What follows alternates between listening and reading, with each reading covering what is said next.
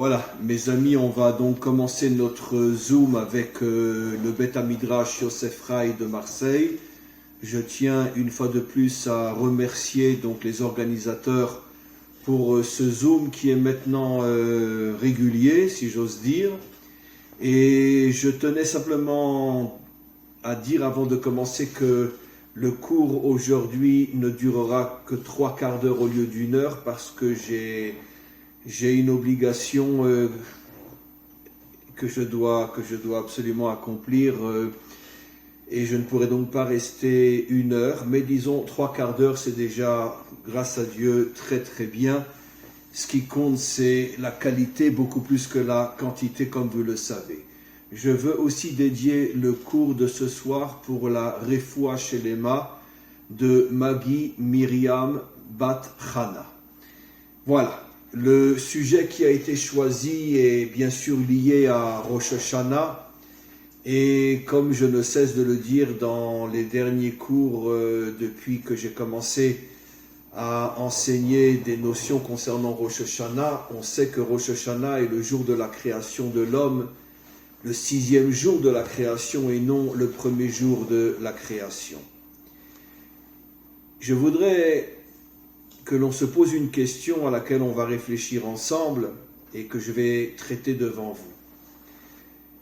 Finalement, quand on traduit le mot Adam par homme en français ou dans n'importe quelle autre langue, le mot homme finalement nous éloigne énormément de ce qu'est l'identité adamique véritable, de ce qu'était véritablement Adam.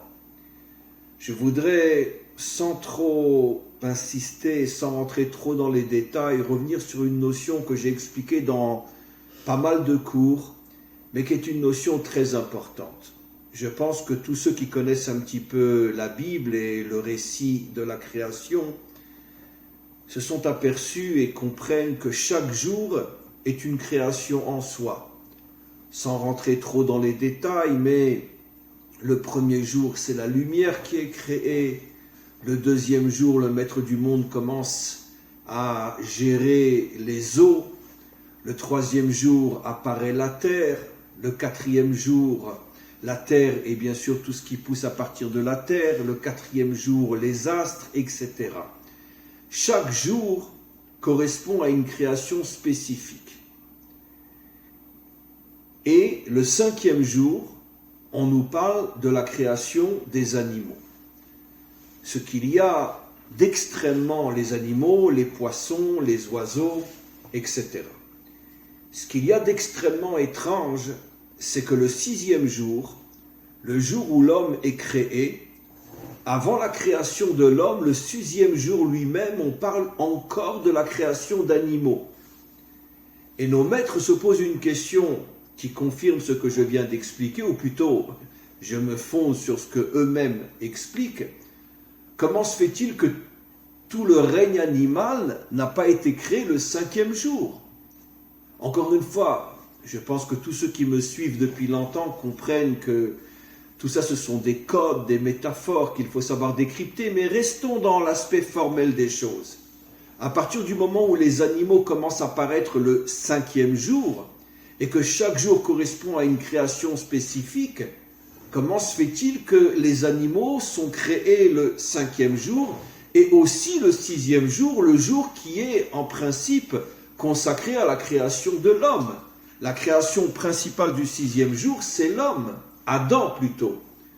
Alors pourquoi on parle encore d'animaux le 6e jour? Alors, pour ceux qui étudient profondément la Torah et qui connaissent l'aspect plus caché de la Torah, ce qu'on appelle les sodot, les secrets de la Torah, tels qu'on en parle dans le Zohar et dans tous les livres édités par les grands maîtres des secrets d'Israël, comme le Ri Akadosh et d'autres, nos maîtres révèlent quelque chose d'extraordinaire. Les animaux dont on parle le 6e jour ne sont pas de véritables animaux dans le sens à 4 pattes avec une queue et des cornes ou je ne sais quoi. On parle de créatures qui ont d'une certaine manière une forme humaine mais qui ne sont pas véritablement des hommes, plutôt des hommes dans le sens Adam, parce qu'ils n'ont pas d'âme. Où ils ont, comme on l'explique dans la Chassidoute Chabad, dans le Tanya explique que chacun d'entre nous a deux âmes. Il a ce qu'on appelle le Nefesh HaEloki, l'âme divine, et le Nefesh HaBehemi, mot à mot l'âme animale. Et Adam lui-même était doté de ces deux âmes-là. L'âme animale, appelée encore une fois en hébreu Behema, qui veut dire animal, et l'âme divine Elohim. Mais avant que Adam soit créé, ont été créées d'autres créatures qui, vues de l'extérieur, ressemblaient énormément à Adam au niveau du corps, mais n'avaient que le Nefesh HaBehemi. Ça veut dire que c'était des créatures qui étaient déconnectées totalement de toute notion spirituelle et qui vivaient dans ce monde uniquement dans l'aspect matériel, dans l'aspect profiter de ce monde et agir dans ce monde afin d'en tirer un maximum de profit. Le matérialisme à l'état pur. Et c'est la raison pour laquelle, dans son langage codé, la Torah appelle ces créatures-là des animaux, parce qu'au niveau de leur intériorité, ils n'ont que le Nefesh HaBehemi. Nos maîtres vont beaucoup plus loin que ça. Ils expliquent que ces créatures n'ont pas disparu. Elles existent jusqu'à aujourd'hui. On dit aujourd'hui, bien sûr, dans le langage profane, qu'il y a 7 milliards d'hommes et de femmes sur Terre, mais en vérité, c'est faux. Il y a peut-être 3 ou 4 ou 5 milliards de créatures qui sont les descendants de ce que la Torah, dans son langage codé, appelle des animaux. Ça veut dire qu'ils ont 2 jambes, 2 bras, ils ont un cerveau, etc. Mais ils sont complètement, totalement déconnectés de toute notion spirituelle authentique. Ça veut dire que leur vie est essentiellement et exclusivement investie à l'intérieur de ce monde matériel. Ils n'ont aucune connexion réelle, profonde, authentique avec le maître du monde. Je ne dis pas qu'ils ne sont pas forcément croyants, mais leur croyance s'apparentera à l'idolâtrie ou à une falsification de l'identité réelle du vrai maître du monde. Ce qu'on appelle encore une fois l'idolâtrie ou toutes les fausses religions ou toutes les fausses croyances. Des descendants de Adam, ils sont minoritaires dans ce monde. Sur 7 milliards, ils sont peut-être quelques millions, 1 milliard, 2 milliards, je ne sais pas. Mais la grande majorité des créatures qui sont dans ce monde sont des descendants de ces animaux, entre parenthèses, créés le 6e jour, juste avant Adam. Encore une fois, quelle est la différence, je me répète, entre ce que la Torah appelle des animaux, bien qu'ils ont une forme humaine, et Adam? C'est que, comme le dit la Torah, Vayipar be'apav nishmat chayim, que lorsque le corps de Adam est apparu, Hachem a fait rentrer en lui une âme de vie qui, d'après, on pourrait dire la métaphore biblique, sort de Dieu lui-même. Ça veut dire que Dieu a soufflé dans le corps de Adam une partie de Dieu lui-même qui est rentrée et qu'on appelle l'âme. Or, les créatures qui ont été créées avant Adam le 6e jour n'ont pas cette âme-là. Ils ont, oui, quelque chose de spirituel, mais cette spiritualité est très matérialiste. Ça veut dire que c'est une spiritualité qui, finalement, se rajoute aux besoins matériels de l'homme. Comme j'explique souvent, quand on dit à Dieu, guéris-moi, donne-moi la santé, donne-moi la réussite matérielle, finalement, c'est un discours matérialiste. On appelle Dieu uniquement pour qu'il serve nos intérêts personnels. L'argent, la santé, le bonheur, la joie, etc. Finalement, Dieu est une machine à sous qui n'est là que pour me rendre service. Et donc, c'est évident que cette relation avec Dieu est complètement fausse. C'est pas une relation authentique avec Dieu. Et donc ça, c'est les créatures, encore une fois, qui ont été créées avant Adam. Pourquoi j'ai eu besoin de vous expliquer ça, mes amis? pour bien comprendre que la traduction Adam, homme, est une erreur totale. Hitler aussi était un homme. Je veux dire, les pires crapules de la terre sont aussi des hommes. El Capone aussi était un homme. Staline aussi était un homme. Mais Adam, c'est autre chose. Adam est on pourrait dire une créature qui a une connexion particulière, profonde, authentique avec le maître du monde. Et ces créatures-là sont minoritaires dans toutes les générations jusqu'à aujourd'hui.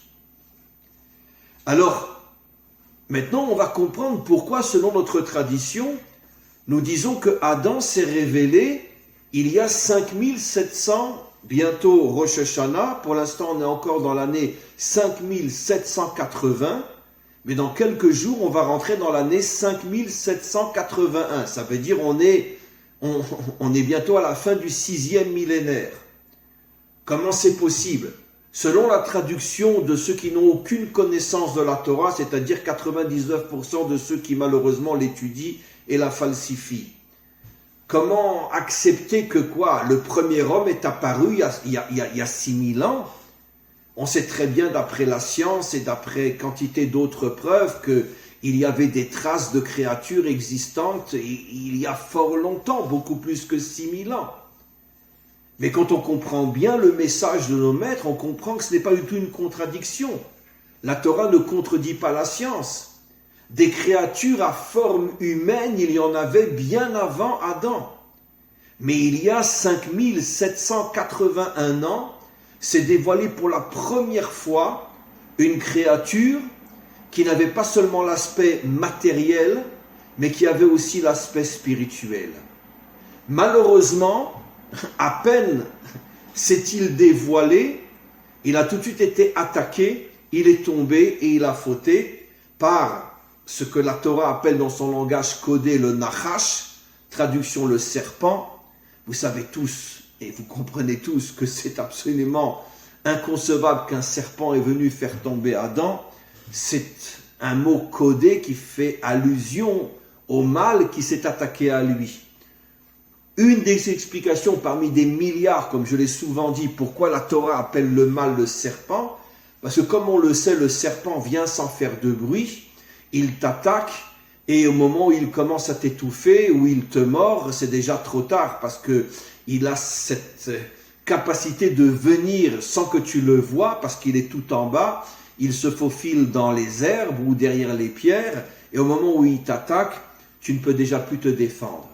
Pour nous faire comprendre que le mal véritable nous attaque sans qu'on puisse véritablement voir, comprendre, ressentir qu'on est attaqué par le mal. Et nos maîtres expliquent pourquoi le Nachash est attaqué à Adam, pourquoi le Nachash ne s'est pas attaqué à toutes les créatures, qui étaient peut-être des millions de créatures qui vivaient avant Adam, et peut-être depuis fort longtemps. Donnons un exemple, les barbares, les Attila, et tous ces êtres qui évidemment ont une forme humaine, mais évidemment ils n'ont rien à voir avec Adam.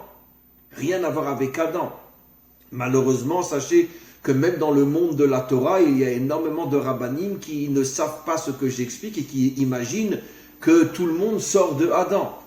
Un jour, j'ai eu on pourrait dire une sorte, je ne sais pas comment expliquer, une petite querelle avec quelqu'un qui avait un rabbin qui avait écouté mon cours et qui m'a dit « Mais comment vous osez dire une chose pareille? Il semblerait que d'après la Torah, toutes les créatures qui existent sortent de Adam. Il n'y a pas des créatures qui ont été créées avant lui, je parle des créatures à forme humaine. » Et je lui ai dit, et il n'a pas pu me répondre. Je lui ai dit « Mais dites-moi, vous croyez vraiment que Mengele, le médecin de Auschwitz, qui prenait des petites filles ou des petits garçons de 8 ans ou de 10 ans et qu'il les mettait sur une table et qu'il les ouvrait avec un scalpel sans les endormir pour leur faire toutes sortes d'expériences, transformer les hommes en femmes ou les femmes en hommes ou leur rentrer des produits pour voir comment qu'ils réagissaient. Est-ce que vous pensez vraiment que c'est le descendant de Adam créé par Dieu? » Et il n'a pas répondu. Je pense qu'il a compris que finalement c'était impossible et inconcevable d'imaginer que des créatures comme Hitler, comme Staline ou comme Daesh, qui, comme on le sait, Daesh coupait des têtes et donnait la tête à leurs enfants pour jouer au ballon, pour jouer au football. Il y avait des vidéos qui ont circulé sur YouTube de ce genre de choses. Quoi, eux, ce sont des descendants de Adam, une créature divine. Donc c'est évident que non. C'est évident que non. Donc Adam n'a rien à voir avec l'homme. Adam est une créature particulière qui malheureusement n'est pas véritablement restée elle-même longtemps parce que tout de suite le Nachash l'a attaqué et l'a fait tomber. Pourquoi le Nachash l'a attaqué et l'a fait tomber?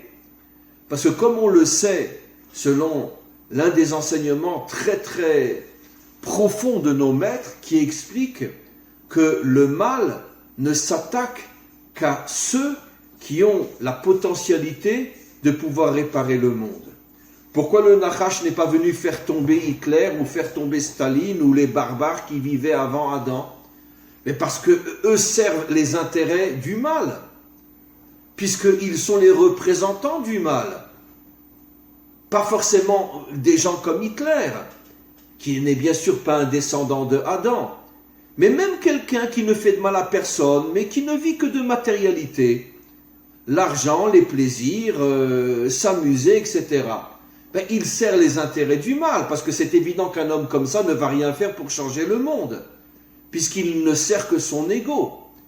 Mais à chaque fois que le mal voit se lever quelqu'un qui a la potentialité de sauver le monde, ça veut dire d'en faire un monde connecté à son créateur, avec tout ce que cela implique, immédiatement le mal s'attaque à lui.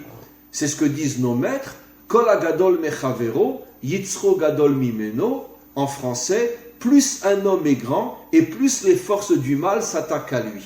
C'est pour ça que dès que pour la première fois dans l'histoire, Adam est apparu, tout de suite, le serpent, un mot codé bien sûr, comme je l'ai expliqué, s'est attaqué à lui pour le faire tomber, et d'une certaine manière, effectivement, il est arrivé à le faire tomber, et l'homme authentique, l'homme véritable, ne réapparaîtra qu'avec le Messie, qu'avec le Mashiach, et à ce moment-là, on rentrera dans une nouvelle ère qui est l'ère de la délivrance.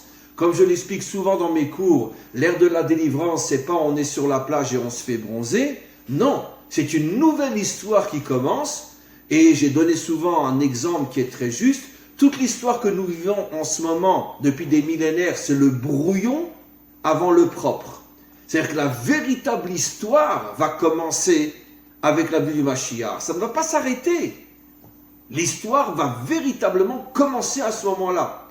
Israël, les 70 nations, pour construire un monde extraordinaire, et on va passer d'étape en étape, et sur des millénaires, et voire peut-être même l'infini, on ne peut même pas imaginer ce qui va se passer.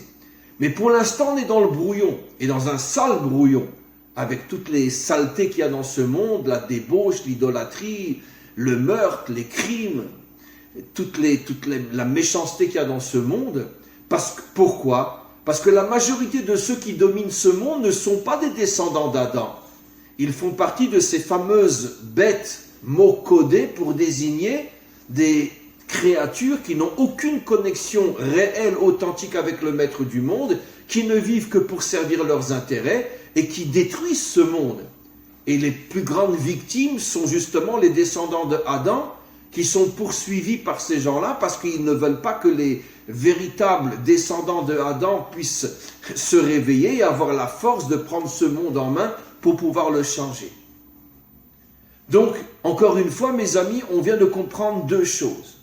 On vient de comprendre comment notre tradition ose dire que Adam n'est apparu qu'il y a uniquement 5780 ou 81 ans, alors que toute la science nous prouve que des créatures vivantes, il y en avait bien avant. J'ai répondu, c'est pas une contradiction. Adam n'a rien à voir avec les créatures que l'on appelle l'homme. Hitler était un homme, mais malgré tout, il n'a rien à voir avec Adam. Rien. Maintenant, mes amis, ce que je voudrais que l'on comprenne, c'est la définition de Adam. C'est quoi être un adamique ? Puisque c'est évident que il y a énormément d'adamiques dans le monde. Il y a 70 nations qui vont être reconstituées par le Mashiach, et ce seront des nations adamiques. 70 nations que le Mashiach va reconstruire, c'est-à-dire il va révéler quels sont tous les adamiques qui sont éparpillés dans ce monde de créatures non adamiques, et il va former 70 peuples avec ces créatures. Donc ce sont des dizaines, des centaines de millions d'adamiques dans le monde, même si les non-adamiques sont majoritaires, et c'est pour ça que le monde va si mal. Dans le peuple juif, bien évidemment, il y a énormément d'adamiques aussi. Pas que, il y a, mais c'est un autre sujet, aussi des mélanges, des infiltrations à l'intérieur du peuple juif. Et tout est mélangé aujourd'hui. La véritable identité adamique ne sera véritablement reconstruite qu'avec le Mashiach. Mais essayons encore une fois de comprendre quelle est la définition d'un adamique. Quel est son rôle? Pourquoi a-t-il été créé? Alors je vais commencer par mettre en évidence et expliquer la raison pour laquelle il a été créé le 6e jour. Je l'ai expliqué ce matin dans ce que j'appelle le groupe Rail dans mon site. J'ai fait un autre cours pour tout le monde qui est sur le site aussi, et où je parle aussi du 6e jour. Mais je voudrais maintenant expliquer d'une autre manière. On va faire un petit peu de grammaire hébraïque et vous allez voir, c'est fabuleux. Le 6e jour, vous savez qu'en hébreu, chaque lettre de l'alphabet a une lettre qui lui correspond, un chiffre qui lui correspond. La première lettre, Aleph, a pour valeur numérique 1. La deuxième lettre, Bet, a pour valeur numérique 2. La 6e lettre de la Torah est le Vav. Vav, c'est comme ça qu'on le dit en hébreu. Et a pour valeur numérique 6. Ce qui veut dire que l'homme a été créé sous le signe du Vav.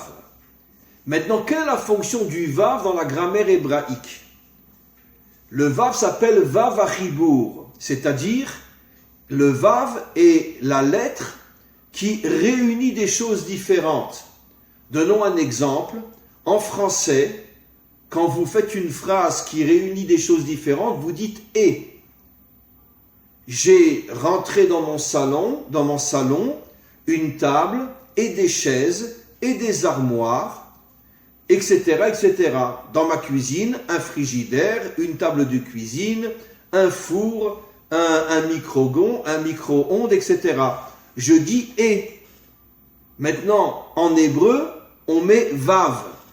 Quand on fait une phrase et on veut expliquer dans cette phrase que l'on a réuni des choses différentes, devant chaque mot que l'on rajoute, on met un vav.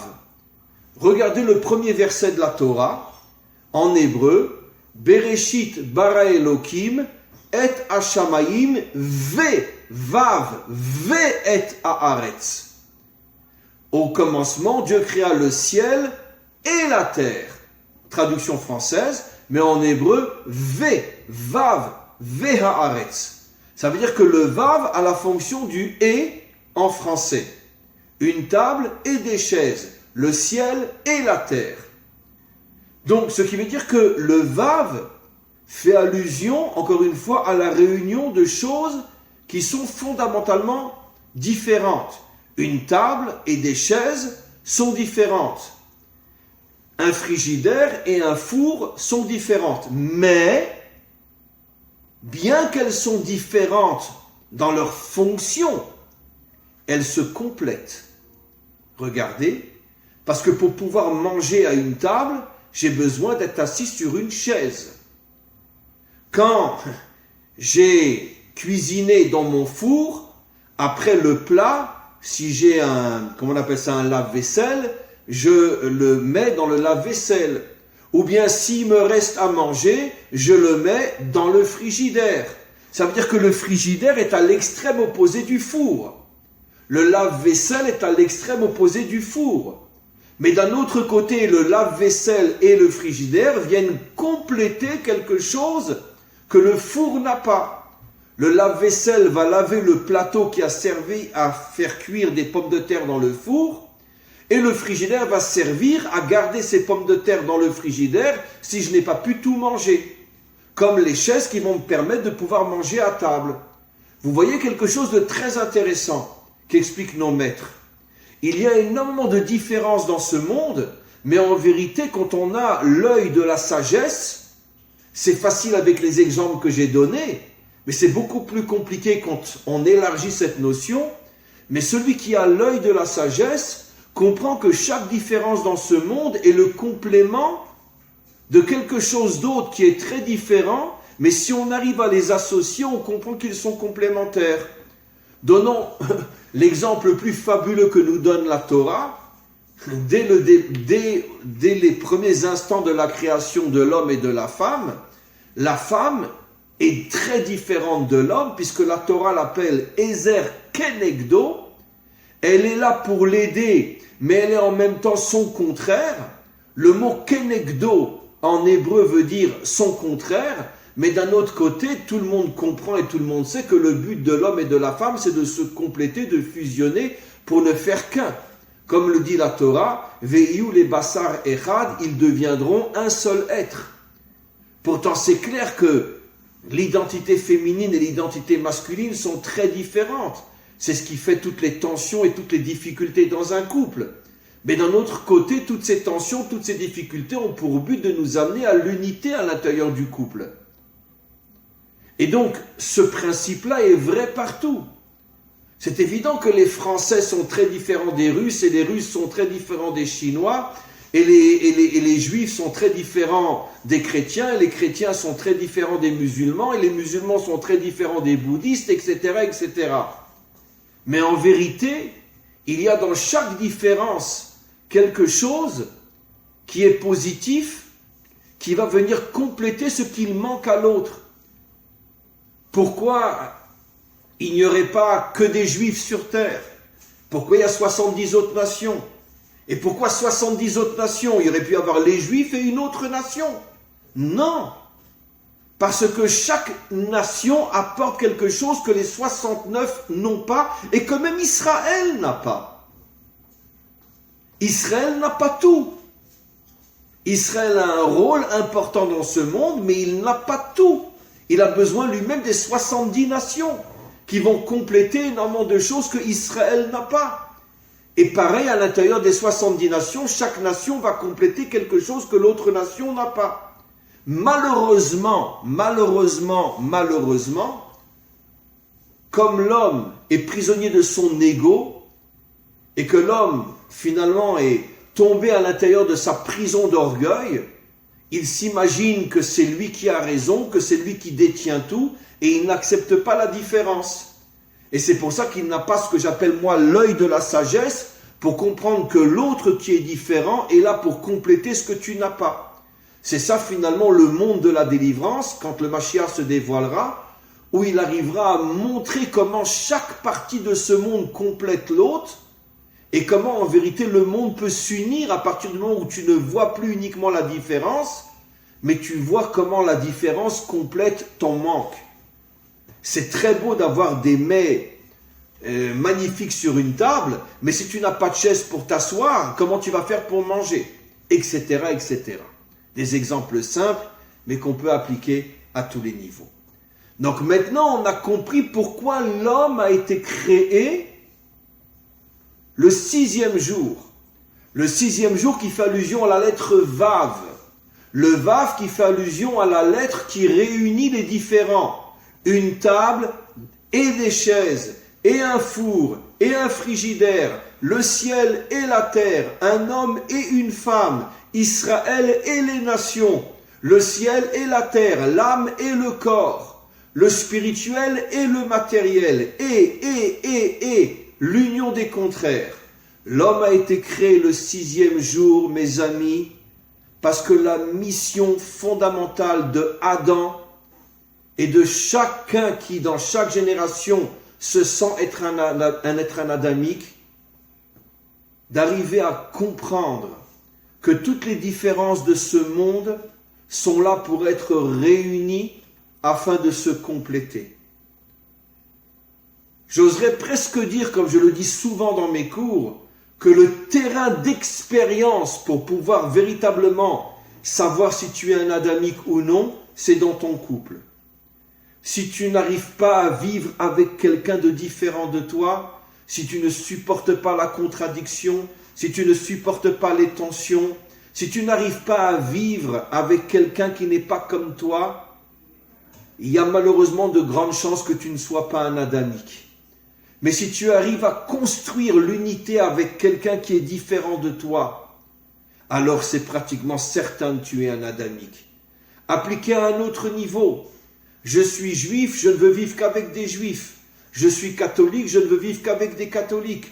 Je suis musulman, je ne veux vivre qu'avec des musulmans.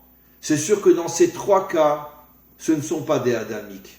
Mais par contre, si je suis juif et que j'ai énormément d'amis qui ne le sont pas, que je respecte, que j'apprécie, et que je suis capable de comprendre leur grandeur, et je suis même capable de comprendre qu'eux ont des choses que moi je n'ai pas, alors c'est la preuve que je suis un adamique. Toutes les guerres de religion, toutes les haines entre les idéologies, les conceptions politiques et les conceptions religieuses sont la preuve que les auteurs de ces haines ne sont pas des adamiques. On peut être un musulman et ne pas être adamique. On peut être juif et ne pas être adamique. On peut être chrétien et ne pas être adamique. À partir du moment où je repousse l'autre et je ne veux aucun lien avec lui, c'est sûr que je ne suis pas un adamique. Mais si je suis juif et je veux connaître des non-juifs, si je suis musulman et je veux connaître des chrétiens, si je suis chrétien et je veux connaître des musulmans, si je suis ce que je suis et je veux connaître un bouddhiste, un tibétain, un chinois, peu importe, je veux connaître d'autres aspects du monde, à ce moment-là, c'est la preuve que je suis un adamique. Voilà la définition d'un adamique d'après le secret caché, mystérieux de la Torah. L'homme a été créé le 6e jour. Je rajoute très important. Je ne dis pas que si je suis juif et que j'ai des amis non juifs, je vais cesser d'être juif. Je ne dis pas que si je suis chrétien et que j'ai des amis musulmans, je vais cesser d'être chrétien. Non. De la même manière que je ne dis pas que si je suis un homme et que je m'entends avec une femme, je vais devenir une femme. Mais non. C'est ce que j'explique toujours, la différence entre l'unité et l'uniformité. Je suis juif et je reste juif. Et même si j'ai un ami profond, sincère qui est non juif, s'il m'invite chez lui pour manger, je lui dirai, mon ami, avec tout le respect que j'ai pour toi et tout l'amour dont je te témoigne, je ne peux pas manger chez toi parce que moi je mange cachère et je ne peux pas manger chez toi. Mais ça ne remet en aucun cas, ça ne remet pas en cause l'amitié, le respect, la considération profonde que j'ai pour toi. Mais je suis différent de toi et c'est pour ça qu'on est ensemble, pour unir les différences. Parce que si on était les mêmes, ce n'est pas de l'unité, c'est de l'uniformité.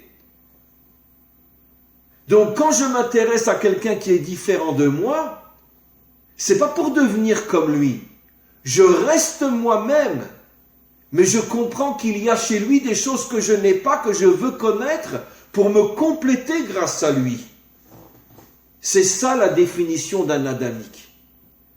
Maintenant, mes amis, on va passer à une autre définition qui est cachée dans le mot Adam lui-même.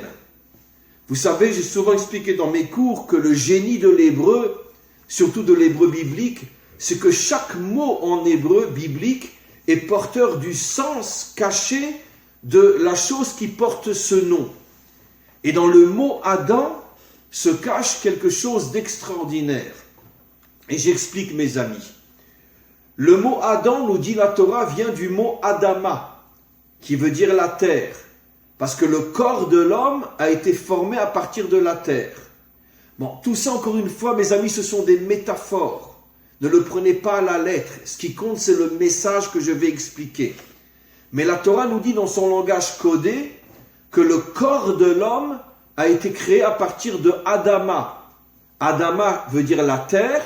Et donc l'homme s'appelle Adam, qui signifie celui qui vient de la terre, au niveau de son corps. Maintenant, l'homme, c'est pas seulement le corps, puisque tout de suite après avoir formé le corps, il est dit, Vayipar be'apav nishmat chayim, que Dieu a soufflé, a fait sortir de son être, bon c'est des métaphores, mais le message on le comprend, que l'âme qui est dans le corps, qui vient à partir de la terre, l'âme est une partie du divin. Ça veut dire que l'homme est composé à la fois de terre et il porte en lui une âme qui vient directement de Dieu. L'âme n'est pas une création, c'est une partie de Dieu. Comme quand je souffle, c'est une partie qui est à l'intérieur de moi qui sort à l'extérieur. À plus forte raison, l'âme qui est une partie de la dimension spirituelle de Dieu qui se trouve dans l'homme. Maintenant, je vous pose une question simple, mes amis. Quelle est la partie la plus importante de Adam? Le corps ou l'âme? Évidemment l'âme. Parce que c'est l'âme qui donne la vie à l'homme. Comme il est dit explicitement dans le verset, Vaïpar be'apav nishmat chayim. Il a mis en lui une âme de vie. Ce qui veut dire que toutes les forces de la vie sont dans l'âme et non dans le corps. L'intelligence, la sensibilité, les qualités, la foi, la dimension spirituelle, évidemment, puisqu'on parle de l'âme, toutes les énergies de vie authentique qui se trouvent dans l'être humain viennent de l'âme. Le corps n'est pas appelé vivant. Le corps est inerte si l'âme ne rentre pas en lui. Donc c'est l'âme qui contient le potentiel de toutes les forces de vie. Alors, nos maîtres posent une question évidente. Puisque la partie essentielle de l'homme, c'est pas le corps, c'est l'âme. Alors d'accord, le corps a été créé à partir de la terre. Mais pourquoi donne-t-on à l'être humain le nom de Adam qui fait allusion à son corps qui vient de la terre? Pourquoi on ne l'aurait pas appelé Neshama, qui veut dire en hébreu, en français, l'âme? Pourquoi le nommer du nom de la terre? Pourquoi ne l'a-t-on pas nommé du nom de son âme? La question est bouleversante, tellement elle est profonde, tellement elle est juste. Et nos maîtres répondent quelque chose d'extraordinaire, qui est une autre définition de qu'est-ce que c'est un adamique. Qu'est-ce que c'est Adam? L'homme a été créé pour révéler la dimension spirituelle authentique dans le monde de la matière. C'est-à-dire que, comme je le dis souvent, la Torah authentique est à l'extrême opposé de toutes les religions. La religion, quelle que soit la religion, il y a des nuances dans les facettes des religions, mais elles ont tout en commun qu'elles voient la vérité au-dessus de ce monde. Ce monde, c'est le monde de la chair, c'est le monde des tentations, c'est le monde du mal. La matière, si on est un vrai religieux, il faut tourner le dos à la matière. Et la Torah nous enseigne exactement le contraire. L'âme a été mise dans le corps et l'homme porte le nom de son corps qui vient de la terre et non le nom de son âme qui vient de Dieu. C'est bouleversant l'enseignement pour nous faire comprendre que le but réel de la création de l'homme est de changer le monde matériel et non de le fuir et se réfugier dans le monde spirituel. Je porte le nom de la terre pour me faire comprendre que je suis un homme authentique si j'arrive à spiritualiser le monde matériel. Je vais vous donner un exemple que j'ai des milliers de fois apporté, mais dont je ne me lasserai jamais tellement il est fort et tellement il est clair. Vous savez que le mot tzaddik en hébreu veut dire un juste authentique, juste avec un grand J, un juste, un tzaddik. Le seul personnage biblique qui est appelé tzaddik dans la Torah, c'est Yosef. On l'appelle Yosef ha-tzaddik, Yosef le juste. Et regardons ce qu'a été pratiquement toute la vie de Yosef. Il a été vendu à l'âge de 17 ans, il a vécu jusqu'à l'âge de 110 ans, ce qui veut dire que grosso modo pendant 100 ans, où il était et qu'est-ce qu'il a fait? Eh bien, il était en Égypte, dans le pays le plus débauché, le plus idolâtre, le plus corrompu, le plus meurtrier, le plus sale qu'il y avait à cette époque-là, dans le sens de la réunion de toutes les saletés possibles. C'était la grande puissance du mal qui transformait tous ceux qui n'étaient pas égyptiens en esclaves, et les Égyptiens eux-mêmes aussi. Et on connaît l'histoire de Yosef. D'abord, la tentation avec la femme de Poutifar.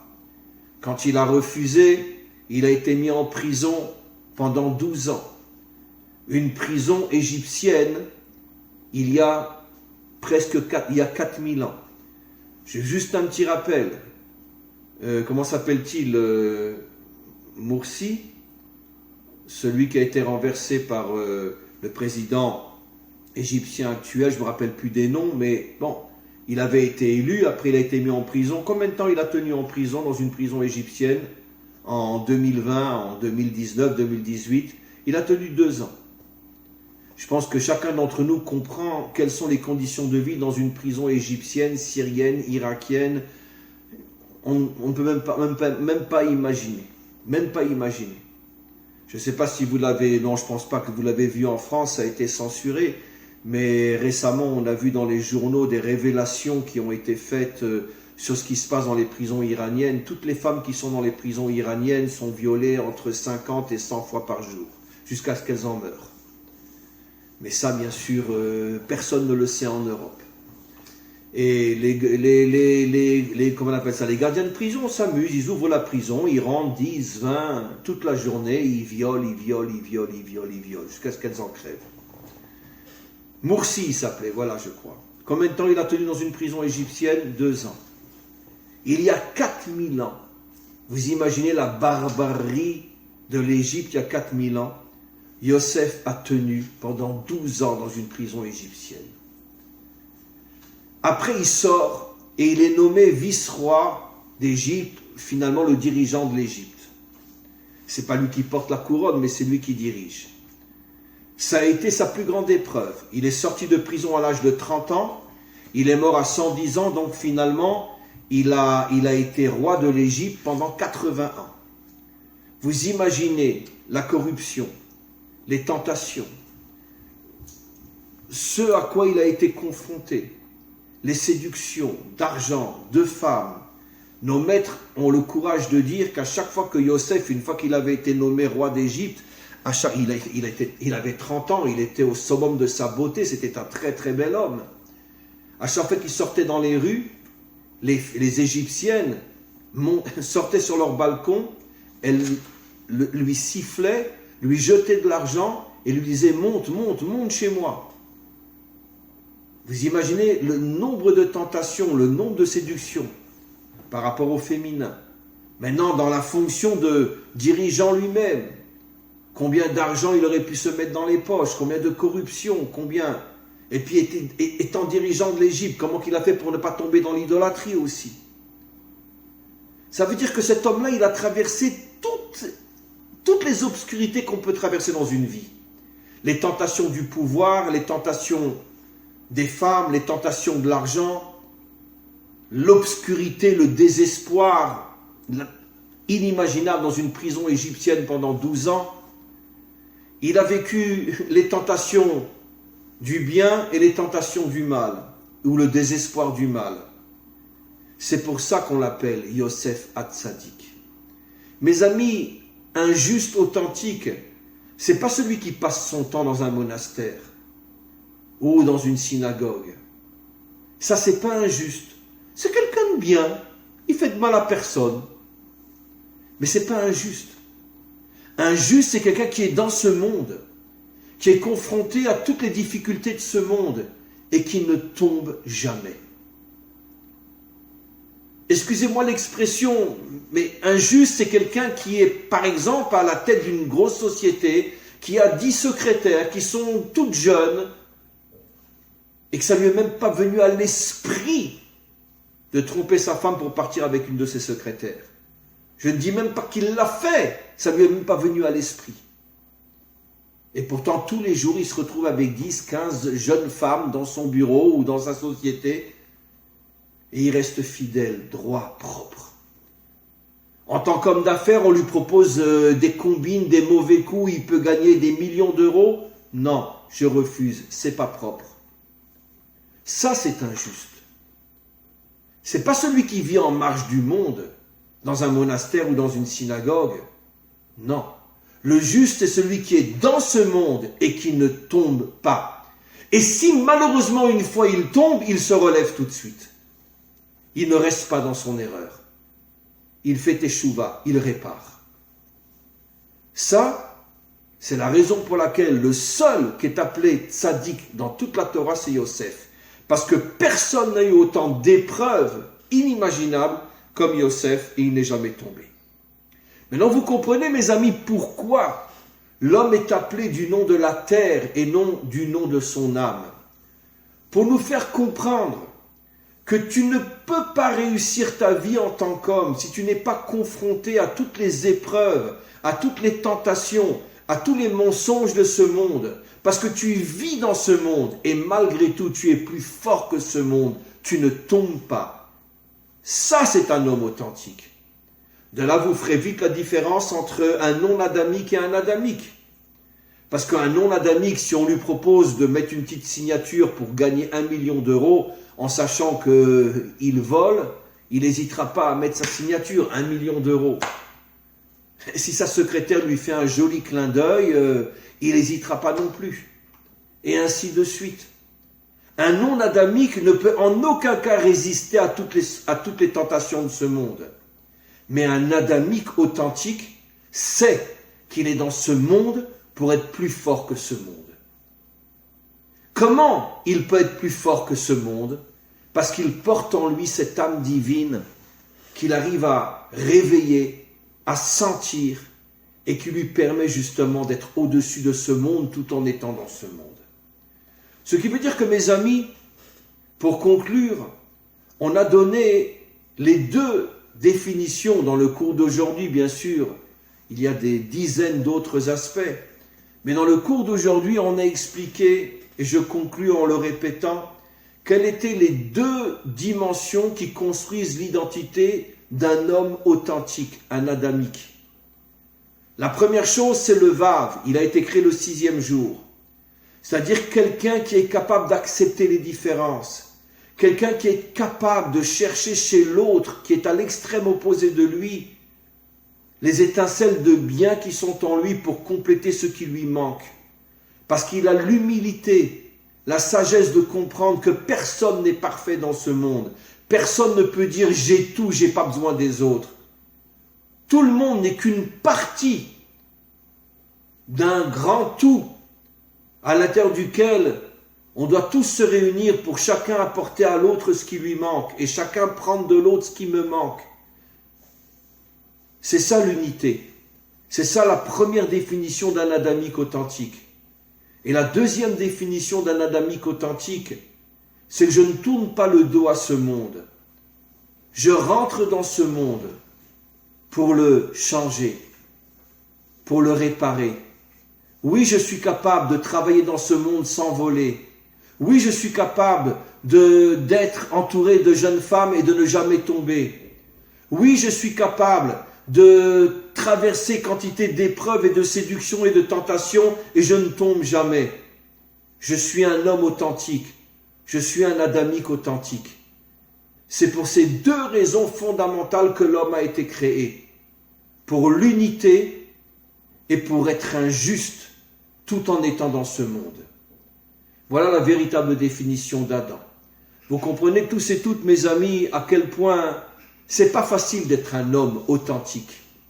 Parce que c'est sûr que ce monde est dur, ce monde est dangereux, ce monde est tellement rempli de dangers qu'on préfère lui tourner le dos ou se laisser aller comme tout le monde en se disant « j'ai pas le choix, c'est comme ça, on vit dans un monde de fous, ben je suis fou moi aussi ».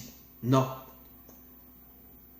Si véritablement on veut réussir sa vie et on veut faire partie de ceux qui travaillent afin d'amener la délivrance, on doit réaliser les deux aspects que j'ai expliqués aujourd'hui. Et chacun d'entre nous a ce potentiel. Surtout vous tous et vous toutes qui m'écoutez, c'est évident que vous êtes tous et toutes des adamiques. Sinon, vous ne perdriez pas votre temps à écouter un cours de Torah.